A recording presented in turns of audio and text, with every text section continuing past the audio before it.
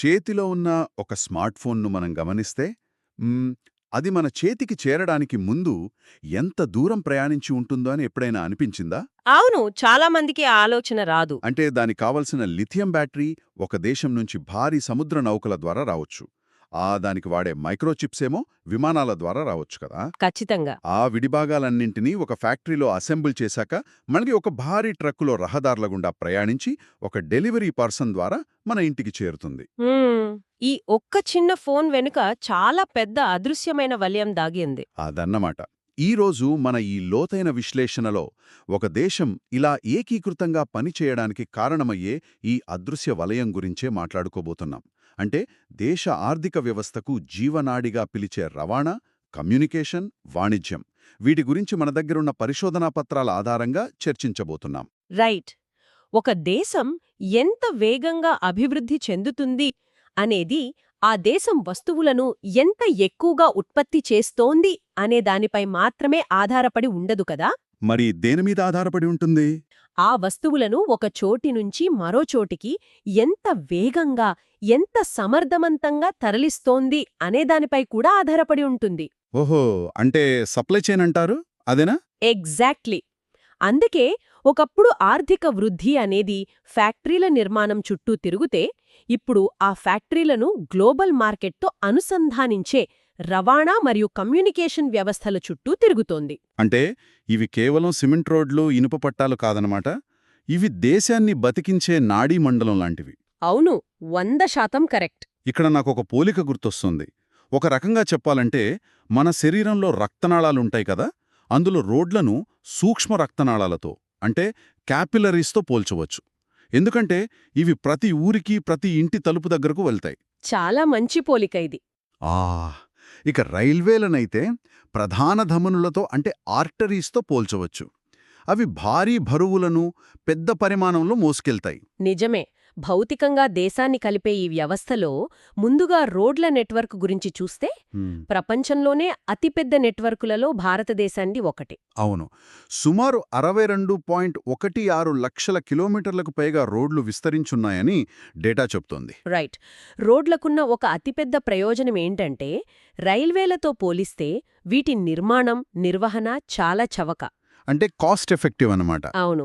అంతేకాకుండా పర్వతాల లాంటి కష్టమైన భౌగోళిక పరిస్థితులలో కూడా రోడ్డులను సులభంగా నిర్మించవచ్చు. రైలు పట్టాలు వేయడం కష్టం అక్కడ. కరెక్ట్. సామర్థ్యాన్ని బట్టి భారతదేశంలో రోడ్డులను 6 రకాలుగా వర్గీకరించారు. అందులో అత్యంత విశేషమైనది గోల్డెన్ క్వాడ్రిలాటరల్, అదే స్వర్ణ చతుర్భుజి. ఆహా, ఇది మన మహానగరాలను కలుపుతుంది కదా. అవునవును.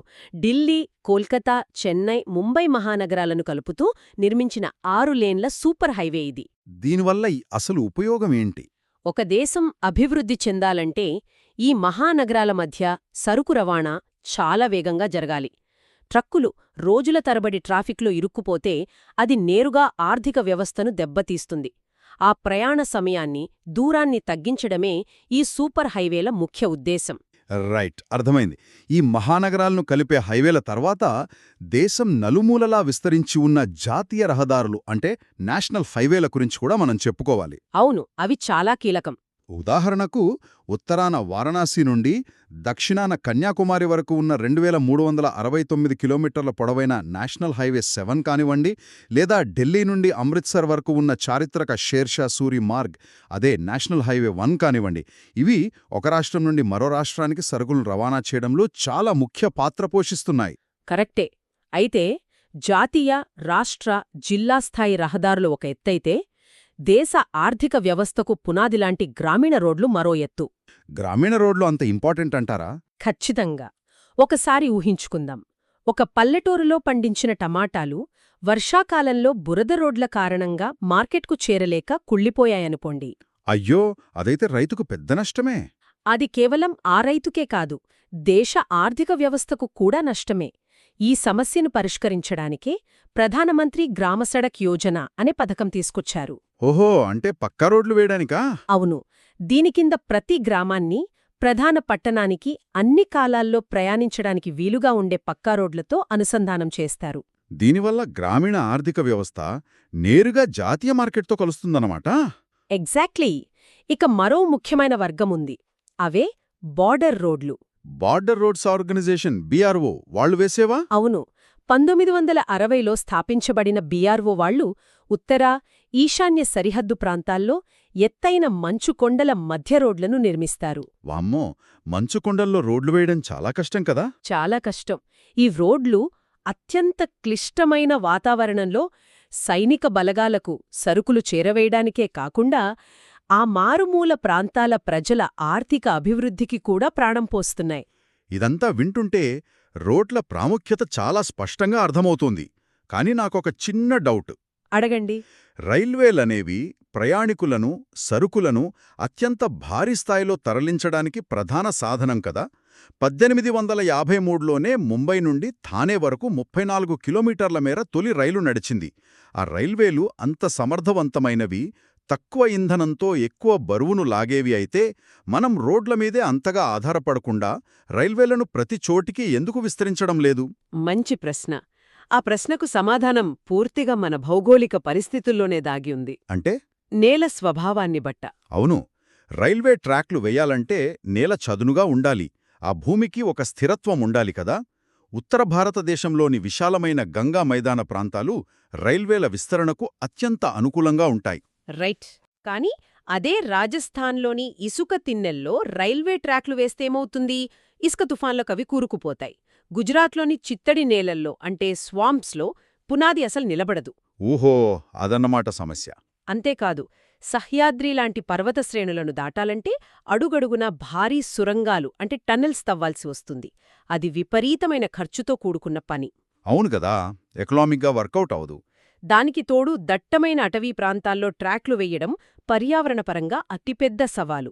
ఎక్కడైతే రైళ్లు దళ్లలేవో ఆ సవాళ్లను దాటుకుని లోపలికి చొచ్చుకుపోయే ఫ్లెక్సిబిలిటీ కేవలం రోడ్లకు మాత్రమే ఉంది. రైట్, రోడ్లు ఏ సందులోకైనా వెళ్ళగలవు. అవును. దీనికి తోడు రైల్వేలకు కొన్ని నిర్వహణ సమస్యలు కూడా ఉన్నాయి. టికెట్ లేకుండా ప్రయాణించడం, ఆస్తులకు నష్టం కలిగించడం, అనవసరంగా చైన్ లాగి రైళ్లను ఆపడం లాంటివి ఇప్పటికీ వాటి సమర్థతను వెనక్కి లాగుతున్నాయి. రైల్వేల విస్తరణకుండే ఆచరణాత్మకమైన సవాళ్లు ఇప్పుడు బాగా అర్థమయ్యాయి. అయితే కంటికి కనిపించే రోడ్లు, రైలు మార్గాల గురించి అందరూ మాట్లాడుకుంటారు. కానీ అసలు కంటికి కనిపించకుండా, ఎవరికీ ఎలాంటి డిస్టర్బెన్స్ లేకుండా సరుకులను రవాణా చేసే ఒక అదృశ్య మార్గం కూడా ఉంది కదా. పైప్లైన్ నెట్వర్క్ గురించే కదా మీరు చెప్పేది? అవును, ఎగ్జాక్ట్లీ అదే పైప్లైన్ నెట్వర్క్. నీళ్లు, ముడి చమురు, పెట్రోలియం లేదా న్యాచురల్ గ్యాస్ లాంటి ద్రవాలను, వాయువులను పైపుల్లో పంపడాన్ని మనం రోజూ చూసేదే. కానీ మన పరిశోధన పత్రాల్లో ఒక విచిత్రమైన విషయం ఉంది. ఏంటది? బొగ్గు లేదా ఇనుము లాంటి ఘన పదార్థాలను అంటే సాలిడ్స్ను కూడా ఈ పైపుల ద్వారా రవాణా చేస్తారని రాసుంది. బొగ్గును ఒక పైపులో వేస్తే అది బ్లాక్ అయిపోయి మొత్తం సిస్టమ్ పాడైపోతుంది కదా. ఇదెలా సాధ్యమంటారు? నేరుగా ఘనరూపంలో వేస్తే ఖచ్చితంగా బ్లాక్ అవుతుంది. ఇక్కడే ఒక అద్భుతమైన ఇంజనీరింగ్ టెక్నిక్ వాడుతారు. ఆహా, ఎలాంటి టెక్నిక్? ఇంట్లో పండ్లను జ్యూసర్లో వేసి కొద్దిగా నీళ్లు కలిపి స్మూతీ లేదా జ్యూస్ లాగా ఎలా చేస్తారో సరిగ్గా ఇక్కడ కూడా అదే జరుగుతోంది. ఓహో, బొగ్గును జ్యూస్ చేస్తారా? ఒక రకంగా అంతే. ఆ బొగ్గు లేదా ఇనుప ఖనిజాన్ని ఫ్యాక్టరీలో అతి మెట్టని పొడిగా చేసి దానికి నీటిని కలిపి ఒక ద్రవరూప బొరదలాగా మార్చుతారు. దీన్నే టెక్నికల్గా స్లర్రీ అంటారు. Slurry, right. ఈ స్లర్రీ రూపంలో ఆ ఖనిజాలను 100 కిలోమీటర్ల పొడవైన పైపుల ద్వారా అత్యంత సులభంగా పంపిస్తారు. ఫ్యాక్టరీకి చేరుకున్న తర్వాత మళ్ళీ ఆ నీటిని వేరుచేసి ఖనిజాన్ని వాడుకుంటారు. వామ్మో, అదొక భారీ జ్యూస్ ప్రవాహం లాంటిదన్నమాట. వినడానికే చాలా ఆశ్చర్యంగా ఉంది. అవును. ఈ టెక్నాలజీ రాకముందు రిఫైనరీలు లేదా భారీ కర్మాగారాలు ఎక్కడుండేవో తెలుసా? ముడిచమురు నౌకల్లో వస్తుంది కాబట్టి కేవలం సముద్ర తీర ఓడరేవుల దగ్గర మాత్రమే ఉండేవి. అవును కదా, అక్కడికక్కడే ప్రాసెస్ చేయడం ఈజీ అని. కరెక్ట్. కానీ ఈ పైప్లైన్ల నెట్వర్క్ దేశం లోపలికి విస్తరించడం వల్ల బరౌని, మధుర, పానిపట్ లాంటి సముద్రానికి 100 కిలోమీటర్ల దూరంలో ఉన్న లోతట్టు ప్రాంతాలలో కూడా రిఫైనరీలు, ఫర్టిలైజర్ ప్లాంట్లు స్థాపించడం సాధ్యమైంది. అంటే ఈ పైప్లైన్ల వల్లే ఇదంతా జరిగిందనమాట. దీనివల్ల ఖర్చు కూడా తగ్గుతుందా? పైప్లైన్లు వేయడానికి మొదట్లో చాలా ఖర్చవుతుంది. కాని ఒక్కసారి వేశాక వాటి నిర్వహణ ఖర్చు అత్యంత తక్కువ. రైట్, మెయింటెనెన్స్ కాస్ట్ తక్కువ. అవును. ట్రక్కులు, రైళ్లలో పదే పదే సరుకును ఎక్కించడం దించడం అంటే ట్రాన్స్‌షిప్‌మెంట్ అంటారు కదా, ఆ విధానంలో జరిగే నష్టాలు, ఆలస్యం ఈ పైప్లైన్ విధానంలో అస్సలుండవు. చాలా ఇంట్రెస్టింగ్. ఈ అదృశ్యంగా జరిగే వాటిలో మరో రవాణా మార్గం జలమార్గాలు అంటే వాటర్వేస్. మన దగ్గరున్న డేటా ప్రకారం ఇది అత్యంత చవకైన రవాణా సాధనం. కరెక్టే. దీని వెనుక ఉన్న లాజిక్ చాలా సింపుల్ అండి. ఏంటది? రోడ్డు మీద రబ్బర్ టైరుకు లేదా రైల్వే ట్రాక్ మీద ఇనుప చక్రానికి రాపిడి అంటే ఫ్రిక్షన్ ఎక్కువుంటుంది కదా, ఆ బరువును ముందుకు లాగడానికి ఇంజన్కు చాలా ఇంధనం ఖర్చవుతుంది. రైట్, ఫ్యూయల్ ఎక్కువ తాగుతుంది. అదే నీటి మీద అయితే ఆ ఫ్రిక్షన్ చాలా తక్కువగా ఉంటుంది. నీటిపై తేలే గుణం, అదే బాయెన్సీ వల్ల ఓడ తనంతట తానే బరువును మోస్తుంది. ఇంజిన్ కేవలం దాన్ని ముందుకు నెడితే చాలు. ఓహో, అందుకే తక్కువ ఇంధనం ఖర్చవుతుందన్నమాట. అవును. అందుకే అత్యంత బరువైన, స్థూలమైన సరుకులను తక్కువ ఇంధనంతో రవాణా చేయడానికి ఇదే ఉత్తమమైన మార్గం. పైగా ఇది పర్యావరణాన్ని కూడా చాలా తక్కువ హాని చేస్తుంది. దేశీయ జలమార్గాల గురించి మనం మాట్లాడుకుంటే భారతదేశంలో సుమారు 14,500 కిలోమీటర్ల పొడవైన లోతట్టు జలమార్గాలున్నాయి. అవును. అందులో ముఖ్యమైనవి కొన్నున్నాయి. గంగానదిపై అలహాబాద్ నుండి హల్దియా వరకు ఉన్న జాతీయ జలమార్గం 1, అదే NW1. అలాగే బ్రహ్మపుత్రా నదిపై ఉన్న జాతీయ జలమార్గం 2 మరియు కేరళలోని పశ్చిమ తీర కాలువ NW3 లాంటివి దేశీయ సరుకు రవాణాలో ముఖ్య పాత్ర పోషిస్తున్నాయి. రైట్. ఒక దేశం లోపల వస్తువులు ఎలా ప్రయాణిస్తాయో చూసాం. అయితే ఇతర దేశాలతో వాణిజ్యం చేయాలంటే పరిస్థితి వేరు. ఆకాశాన్ని జయించడం గురించి మాట్లాడుకుంటే విమానయానం అత్యంత ఆధునికమైనది, వేగవంతమైనది. ఖచ్చితంగా. పవన్హంస్ లాంటి హెలికాప్టర్ సేవల ద్వారా ఈశాన్య రాష్ట్రాల్లోని ఎత్తైన కొండలు, దట్టమైన అడవుల్లోకి సైతం అత్యంత సులభంగా చేరుకోగలుగుతున్నాం. అంత ఇంత వేగంగా ఉన్నప్పుడు ఒక చిన్న డౌట్. దేశ విదేశీ వాణిజ్యం అంటే గ్లోబల్ ట్రేడ్ మొత్తం విమానాల ద్వారా ఎందుకు జరగడం లేదు? విమానయానం అత్యంత వేగవంతమైనది, కాని అతిపెద్ద సమస్య ఏంటంటే ఖర్చు మరియు స్థలం. ఓహో, కాస్ట్ ఎక్కువంటారా? 6 విమానం గానయంకి లేవాలంటే విపరీతమైన ఏవియేషన్ ఫ్యూయల్ అవసరం. దానికి బరువు మీద తీవ్రమైన పరిమితులుంటాయి. మైక్రోచిప్స్, బంగారం లేదా అత్యవసర మందులు లాంటి చిన్నవి, ఖరీదైన వస్తువులను విమానాల్లో పంపొచ్చు. రైట్, లైట్ వెయిట్ ఐటమ్స్ అన్నమాట. అవును. కాని లక్షల టన్నుల ఇనుప ఖనిజం, బొగ్గు లేదా భారీ యంత్రాలను విమానాల్లో తరలించడం ఏమాత్రం సాధ్యం కాదు. అందుకే భారతదేశ విదేశీ వాణిజ్యంలో ఘన పరిమాణం అంటే వాల్యూమ్ పరంగా చూస్తే ఏకంగా 95% సముద్ర మార్గాల ద్వారానే జరుగుతోంది. వామ్మో, 95% ట్రేడ్ సముద్రం ద్వారానేనా? అంటే రేపు పొద్దున మన ఓడరేవులు అంటే పోర్ట్స్ ఒక్కరోజు పనిచేయడం ఆపేస్తే దేశ ఆర్థిక వ్యవస్థకు దాదాపుగా ఊపిరి ఆగిపోయినట్లే కదా? అవును, అక్షరలా అదే జరుగుతోంది. మనకు 7,516.6 కిలోమీటర్ల సుదీర్ఘమైన తీరప్రాంతముందే. అక్కడ 12 ప్రధాన ఓడరేవులున్నాయి. మన డేటా పరిశీలిస్తే ఈ ఓడరేవులకు ఒక్కోదానికొక ప్రత్యేకమైన చరిత్ర, భౌగోళిక స్వరూపం కనిపిస్తోంది. ఉదాహరణకు దేశ విభజన తర్వాత కరాచీ ఓడరేవు పాకిస్తాన్కు వెళ్ళిపోవడంతో ఆ లోటును భర్తీ చేయడానికి గుజరాత్లో ఖాండ్లా ఓడరేవును హుటాహుటిన అభివృద్ధి చేశారు. అదొక టైడల్ పోర్ట్ అని మన డేటాలో రాసుంది. అసలు ఈ టైడల్ పోర్ట్ అంటే ఏంటి? టైడల్ పోర్ట్ అంటే సముద్రపు పోటు పాటుల ఆధారంగా అంటే టైడ్స్ ఆధారంగా పనిచేసే ఓడరేవు. అలల ఆధారంగానా? అవును. సముద్రంలో అలలు పెరిగి నీటి మట్టం పైకి వచ్చినప్పుడు ఆ అదనపు లోతును వాడుకుని భారీ నౌకలు సులభంగా రేవు లోపలికి వస్తాయి. ఆ సహజ సిద్ధమైన నీటి ప్రవాహాన్ని వాడుకుని ఈ పోర్ట్ పనిచేస్తుంది కాబట్టి దాన్ని టైడల్ పోర్ట్ అంటారు. భలే ఉంది ఇది.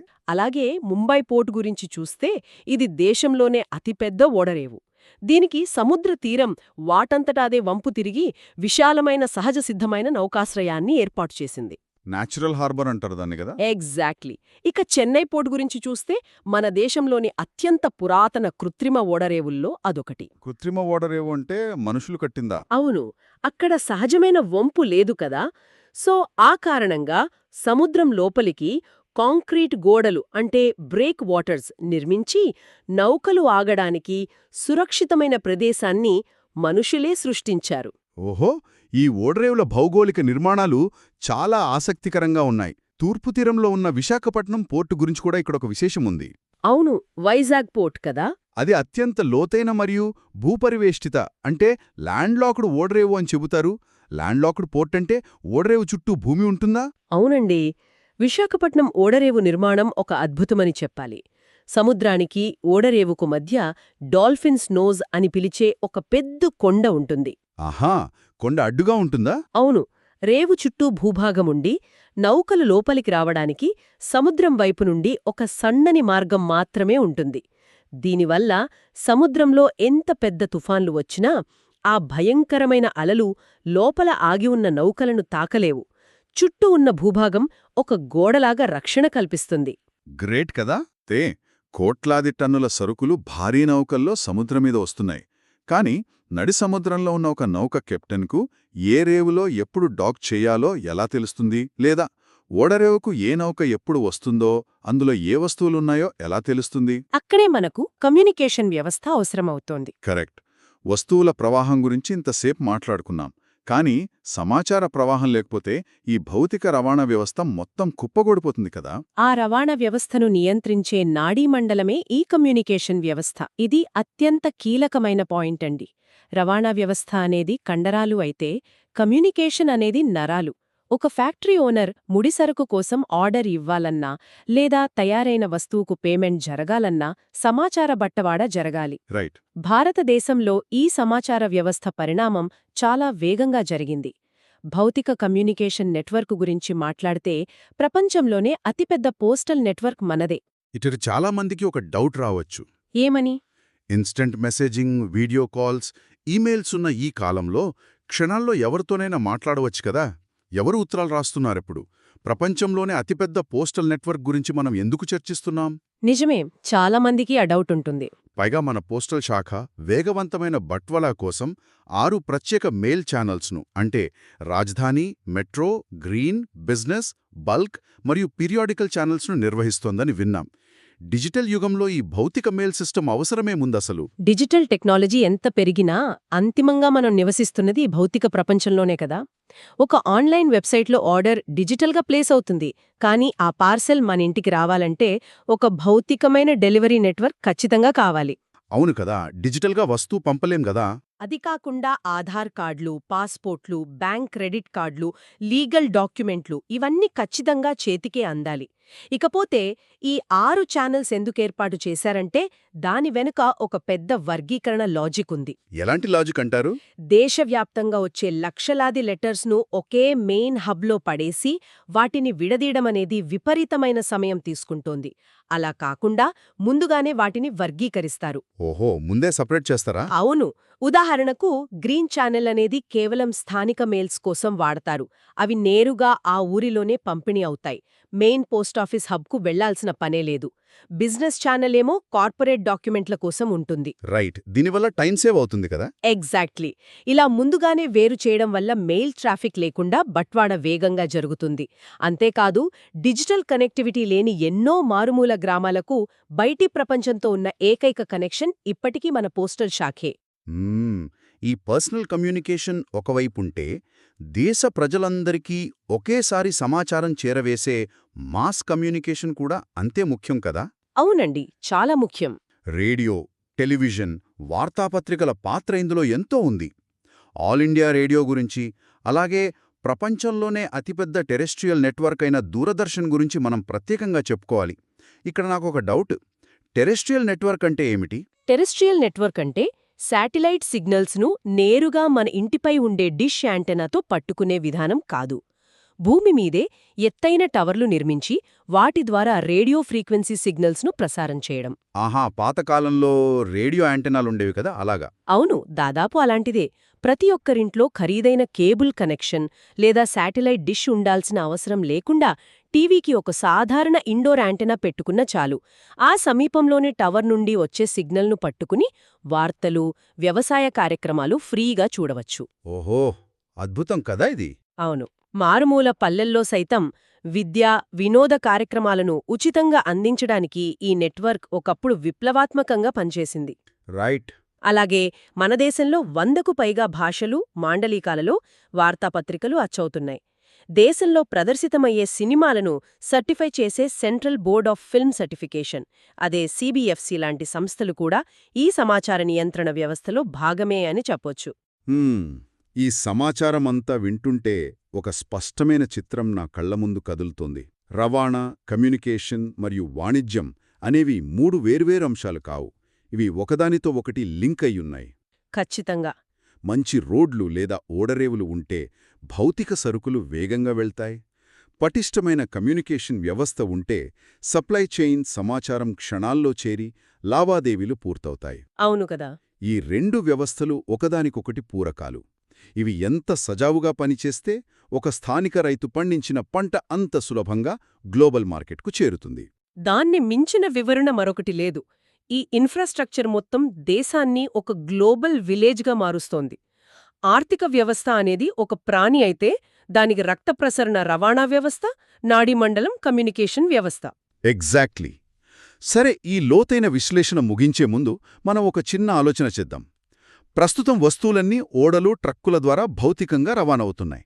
ఒకవేళ భవిష్యత్లో అడ్వాన్స్డ్ 3D ప్రింటింగ్ లేదా వర్చువల్ రియాలిటీ వంటి సాంకేతికతలు పూర్తిగా అందుబాటులోకి వచ్చాయనుకుందాం. ఆహా, వస్తే ఏమవుతుంది? ఇతర దేశం నుండి ఒక వస్తువును భౌతికంగా తెప్పించుకునే బదులు ఆ వస్తువుకు సంబంధించిన డిజిటల్ డిజైన్ ఫైల్ను ఇంటర్నెట్ ద్వారా పంపించి ఇక్కడే మన ఇంట్లో ఉన్న 3D ప్రింటర్తో దాన్ని నేరుగా ప్రింట్ చేసుకునే రోజు వస్తే.